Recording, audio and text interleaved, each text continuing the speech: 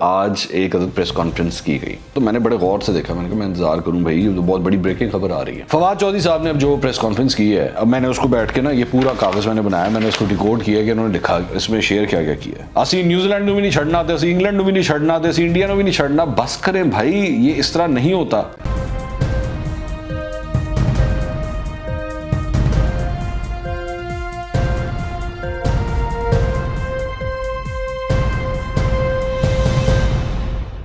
अस्सलाम वालेकुम नाज़रीन, मैं हूं मंसूर अली खान। अपने YouTube चैनल के ऊपर आपको खुशामदीद कहूँगा। और सबसे पहले आपसे दरख्वास्त के चैनल को सब्सक्राइब करना मत भूलिएगा और बेल आइकन ज़रूर प्रेस कीजिएगा। न्यूजीलैंड की टीम ने टूर पाकिस्तान का कैंसिल क्यों किया, ये असल मुद्दा था जिसके ऊपर आज एक अदद प्रेस कॉन्फ्रेंस की गई। कल इसका ऐलान किया गया था। फवाद चौधरी साहब कल काशिफ अब्बासी साहब के प्रोग्राम में बैठे हुए थे और उन्होंने कहा जी हम कल आपको जो है ना इसकी तफसीलात बताएंगे। तो मैंने बड़े गौर से देखा, मैंने कहा मैं इंतजार करूँ भाई, ये तो बहुत बड़ी ब्रेकिंग खबर आ रही है। 35 मिनट की प्रेस कॉन्फ्रेंस थी जिसमें फवाद चौधरी साहब और शेख रशीद अहमद साहब बैठे हुए थे। अब वहाँ पे जो सवालात हुए, मैं जाहिर बात है वो साफ़ी बरादरी है, मैं उसके ऊपर कुछ नहीं कहूँगा लेकिन इस प्रेस कॉन्फ्रेंस को मैंने 2 दफ़ा पूरी तरह सुना है। 35 मिनट को दोबारा सुना, एक दफ़ा मैंने लाइव सुना, एक दफ़ा फिर दोबारा मैंने सुना कि यार मैं ज़रा इस इन्फॉर्मेशन, ये जो इतनी अहम इन्फॉर्मेशन शेयर की है, ज़रा मैं इसको डिकोड तो करूँ, इसमें है क्या। अच्छा, एक चीज़ जो बड़ी इंटरेस्टिंग मैंने देखी वो ये थी कि इंटीरियर मिनिस्टर बैठे हुए हैं, साथ इंफॉर्मेशन मिनिस्टर बैठे हुए हैं, और पूरी प्रेस कॉन्फ्रेंस जो है वो इंटीरियर मिनिस्टर ने नहीं की, जो बेसिकली जिनका काम था। क्योंकि मामला ये सिक्योरिटी के थे, पाकिस्तान के अंदर इंटरनल सिक्योरिटी का मामला था, लेकिन शेख रशीद अहमद साहब ने इस पर प्रेस कॉन्फ्रेंस नहीं की। उन्होंने बड़ा कन्वीनियंटली उन्होंने कहा जी फवाद चौधरी साहब जो है ना वो बात करेंगे, अगर कोई इंटीरियर से मुतल्लिक कोई सवाल हुआ तो मुझसे पूछ लीजिएगा। एक्चुअली ये मामला ही सारा इंटीरियर का था, ये मामला ही सारा का सारा इंटीरियर का था। ये ब्रीफिंग जो है वो शेख रशीद साहब को करनी चाहिए थी, लेकिन उन्होंने नहीं की। और मेरे ख्याल में एक्चुअली मामला बड़ा टेक्निकल था। मामला मोबाइल डिवाइसेस का था, मामला जो है वो उसका VPNs का था, IP कौन सी है उसका था, थ्रेड्स किस तरह जनरेट किए गए, इंटरपोल बीच में इन्वॉल्व हुआ, ईमेल्स आई, ये सारी चीज़ें थी। इस वजह से शेख साहब ने कहा यार मैनू नहीं पता, फवाद चौधरी साहब ही करेंगे। और उन्होंने मजा लेके उन्होंने टोटल पूरे प्रेस कॉन्फ्रेंस में 2 सवालों के जवाब दिए, और वो 2 भी आए बाएँ शाएँ थे। मतलब उसके अंदर कोई टेक्निकल बात नहीं थी। उसमें बाची हमने ये कर दिया, हमने वो उड़ा दिया, हमने ये कर दिया, और बस मतलब वो जिस तरह इंटरव्यू में बैठे होते हैं, absolutely no information at all, कुछ भी नहीं, उनको कुछ नहीं पता था। एनीवेज, अच्छा, फवाद चौधरी साहब ने अब जो प्रेस कॉन्फ्रेंस की है, अब मैंने उसको बैठ के ना ये पूरा कागज़ मैंने बनाया, मैंने उसको डिकोड किया कि उन्होंने लिखा इसमें शेयर क्या क्या किया। मैं जल्दी से आपको इसको पहले ज़रा बता देता हूँ, फिर मैं ज़रा आता हूँ इसके ऊपर। उन्होंने फरमाया जी 19 अगस्त 2021 को एहसानुल्लाह एहसान के नाम से जो है एक अदद फेसबुक की पोस्ट बनाई गई, और उसमें ये लिखा गया कि जी आप न्यूजीलैंड की टीम जो है वो आप उसको वो मत भेजे पाकिस्तान। 19 अगस्त, ये ज़हन में रखिएगा, 19 अगस्त डेट बड़ी इंपॉर्टेंट है। अच्छा, उन्होंने कहा जी फेसबुक के ऊपर ये पोस्ट बनाई गई, और इसमें ये कहा गया कि टीम जो है वो आप पाकिस्तान मत भेजें, वहाँ पे सिक्योरिटी का ख़तरा है कि दाइश जो है ना वो उसके ऊपर हमला कर सकता है। दाइश KP ये भी लिखा हुआ है उसके ऊपर कि दाइश हमला कर सकता है। अच्छा, वो जो प्रेजेंटेशन है ना उसके अंदर ये दिखाना भूल गए, वहाँ पर किसी ने ये नहीं पूछा कि उसके ऊपर लिखा हुआ है कि फेसबुक की वो पोस्ट अब अवेलेबल नहीं है। ये आप देख लें स्क्रीन के ऊपर, ये लिखा हुआ है कि फेसबुक पोस्ट नॉट देयर, अब नहीं है वहाँ पर। एनीवेज, होगी, ठीक है, मैं उसको कंटेस्ट नहीं करता। फिर वो फरमाते हैं कि जी 19 अगस्त के बाद 21 अगस्त को 2 दिन के बाद अभिनंदन मिश्रा जो है वो संडे गार्डियंस के अंदर एक आर्टिकल लिखता है, जो कि ब्यूरो चीफ है इनका, गालिबन एडिटर है, ब्यूरो चीफ है। वो एक आर्टिकल लिखता है और वो यही बेसिकली इसी चीज़ को इस्तेमाल करते हुए कहता है कि जी न्यूजीलैंड की टीम जो है उनको ख़तरा है, तो इनको नहीं जाना चाहिए। ठीक है जी। उसके बाद जी 24 अगस्त को 3 दिन के बाद मार्टिन गप्टिल की बेगम को एक ईमेल आती है, और ईमेल आती है tehreek-protonmail.com से, इस ईमेल एड्रेस से आती है, और उसके अंदर भी जो है वो बेसिकली उन्होंने उनको तड़ियाँ शड़ियाँ और धमकियाँ वगैरह जो है वो लगाई होती हैं कि जी हम तेरे हस्बैंड को जो है कत्ल कर देंगे। आई एम प्रीटी श्योर ये मार्टिन गप्टिल की बीवी का जो कुछ भी ये डिटेल है, ये न्यूजीलैंड की हुकूमत ने ही इनके साथ शेयर किया होगा, या जाहिर बात है क्योंकि इनके पास ये इन्फॉर्मेशन वैसे तो आ नहीं सकती। मार्टिन गप्टिल की बीवी को मेल गई हुई है, तो वो तो उसने जाहिर बात है क्रिकेट न्यूजीलैंड के साथ शेयर की होगी, और उसके बाद वो इन्फॉर्मेशन इनको दी गई होगी जो इन्होंने बैठ के इसको ट्रेस की है, लेकिन इससे भी कोई फ़र्क नहीं पड़ा। ये सारे वाक़यात 19, 21 और 24 अगस्त के हैं। ठीक है, 19, 21 और 24 अगस्त के। इसके बावजूद 11 सितंबर को न्यूजीलैंड की टीम पाकिस्तान आती है। ठीक है, ये 19, 21, 24 अगस्त के सारे वाकयात के बावजूद 11 सितंबर को पाकिस्तान टीम पहुंचती है न्यूजीलैंड की। इसका क्या मतलब है? इसका मतलब है कि ये जो तीनों ये जो वाकयात थे जो मैंने भी आपको बताया, चाहे वो संडे गार्डियन का आर्टिकल हो, चाहे मार्टिन गप्टिल की बीवी को भेजी गई ईमेल हो, या एहसान उल एहसान की वो फेसबुक पोस्ट जो अब नहीं नजर आ रही, वो तीनों जो हैं उसको न्यूजीलैंड क्रिकेट ने खातिर में नहीं लाया और उसको उठा के साइड पे फेंक दिया और टीम पहुंच गई यहाँ पे। ठीक है, 12 तारीख को इनके T20 के प्लेयर्स जो हैं यहाँ पर आते हैं, वो भी पहुंचते हैं यहाँ पे। और 13 सितंबर को, यानी कि अगले दिन 13 सितंबर को टीम जो है वो 4 बजे प्रैक्टिस करने के लिए जाती है, अपने होटल से निकल के प्रैक्टिस करने के लिए जाती है।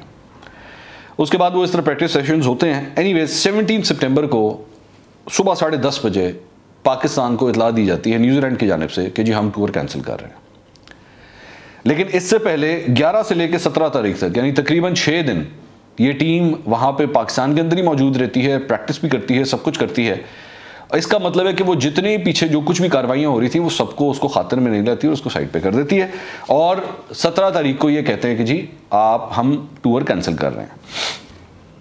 पाकिस्तान से ये लोग जो है वो इमरान खान साहब और ये वक्त जो है ये एक कॉन्फ्रेंस अटेंड करने के लिए पाकिस्तान से बाहर गया होता है, तो इनको वाया फ़ोन बताया जाता है कि जी ये सब कुछ हुआ है। इमरान खान साहब वहाँ पे तकरीर कर रहे होते हैं, तकरीर करके फारिग होते हैं, तो इमरान खान साहब जो हैं न्यूजीलैंड के प्राइम मिनिस्टर को फ़ोन करते हैं और उनसे रिक्वेस्ट करते हैं कि जी ऐसे कोई बात नहीं है, आप टूर कंटिन्यू करें।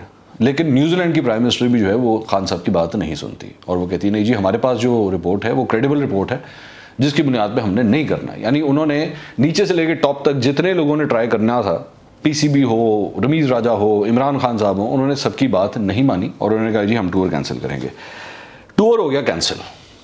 17 सितंबर को टूर कैंसिल हो गया। 18 सितंबर को अगले दिन एक और ईमेल जनरेट होती है और इस मरतबा ये ईमेल जनरेट होती है हमजा अफरीदी 7899@gmail.com से।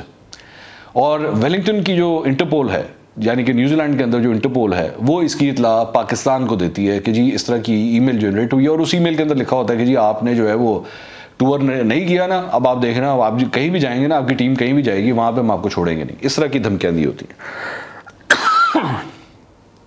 ये इतला इनको मिलती है, ये बैठ के उसको ट्रेस करते हैं। अच्छा, टूर कैंसिल हो चुका है ऑलरेडी, ये ज़हन में रखिएगा, ये उसके अगले दिन की बात है, ये उसके अगले दिन की बात है। टूर कैंसिल होता है और पाकिस्तान जो है उसको बैठ के लोकेट करता है। तो इनके मुताबिक वो ये कहते हैं कि जी ये इंडियन एक डिवाइस थी जो इस्तेमाल हो रही थी और शायद, ये शायद का लफ्ज़ बड़ा ज़रूरत है कि जी शायद ये VPN इस्तेमाल कर रहे थे जिसकी वजह से सिंगापुर से जो है ये मेल जनरेट होती है। दैट्स इट, ये सारी इंफॉर्मेशन है। इसके अंदर फवाद चौधरी साहब ने ये खुद बताया, इकरार किया इस बात का कि जी हमें अभी भी नहीं पता कि न्यूजीलैंड ने टूर कैंसिल क्यों किया है।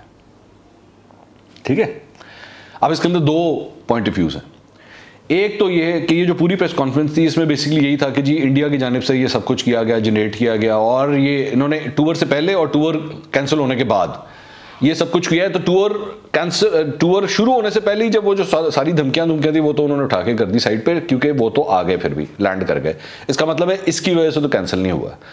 और जो ईमेल टूर कैंसिल होने के बाद आई है उसका भी कोई लेना देना नहीं, क्योंकि टूर तो ऑलरेडी कैंसिल हो चुका हुआ था। तो वो चाहे धमकियां दें चाहे कुछ भी करें, उससे कोई फर्क नहीं पड़ता।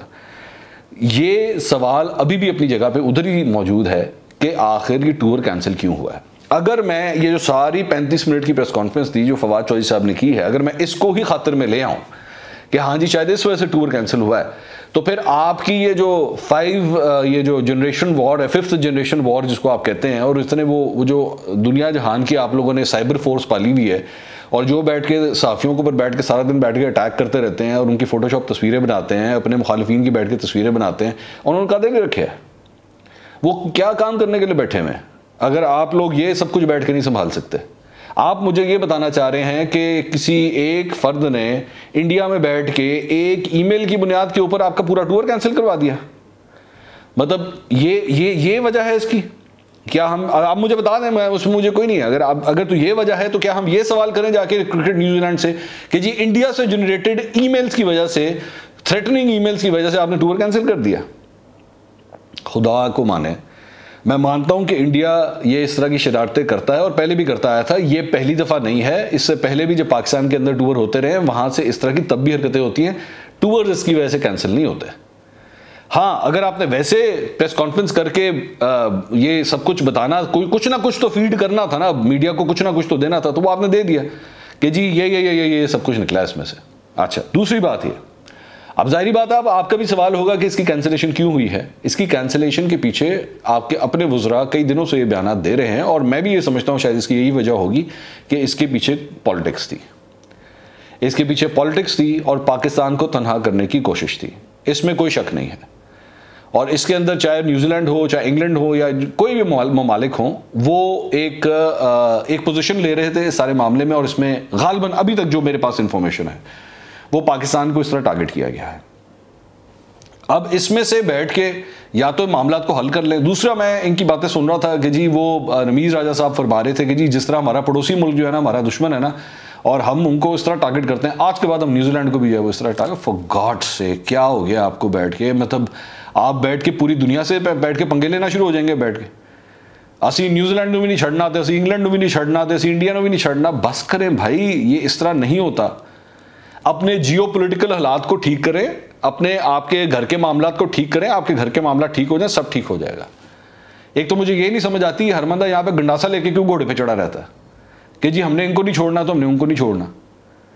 और वो आगे से ये भी फरमा रहे हैं फवाद चौधरी साहब कि हम तो जी इंग्लैंड की जो क्रिकेट बोर्ड है उसको हम सू भी करेंगे। आप करके देख लें, कुछ भी नहीं होना। ये मैं अभी से आपको बता देता हूँ, ये मैं आपको अभी से लिख के दे देता हूँ। आप सू करके देख लें इंग्लैंड को भी और न्यूजीलैंड को भी, कुछ भी नहीं हो सकता।